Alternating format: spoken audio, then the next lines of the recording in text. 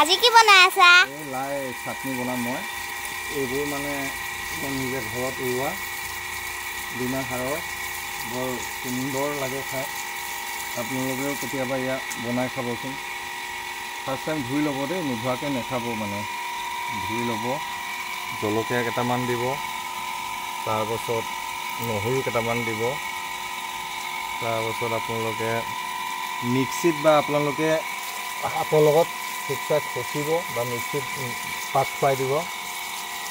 তাৰপাছত আপোনালোকে গৰমে গৰমে মানে খাব। মানে কি মিক্সিৰ পৰা ওলোৱাৰ পাছতে ভাতো গৰম হ'ব। অলপ ধৰক দালি বনাই ল'লে বা জলকীয়া ল'লে, ভাততে তেল অকণমান সানি ল'লে, মানে কি ক'ব আৰু সোৱাদ বহুতেই বেলেগ হয় ইয়াত খাবলৈ।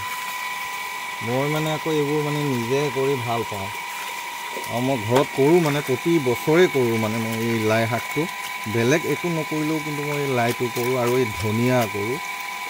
ধনিয়া লাই চাটনি, আলু পোৰা, নতুবা আপোনাৰ বেঙেনা পোৰা এটা হ'লে আৰু হৈ গ'ল আৰু একো নালাগে। আপোনালোকে খাই যাবচোন। ভাতত আলু দিয়া হ'লেতো আৰু সুন্দৰ, খাই ভাল লাগে। এইটো মই এতিয়া বৰ্তমান পানীত ভালদৰে ধুই আছোঁতো, যাতে কিবা বালি ধূলা লাগি থাকিলে এইবোৰ গুচি যায়।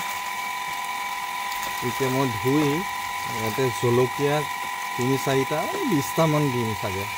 বেছি জ্বলা নহয় সেই জলকীয়াবিলাক, বেছি জ্বলা খাব নোৱাৰোঁ। কম জলকীয়া 20টাত হৈ যাবগৈ মানে।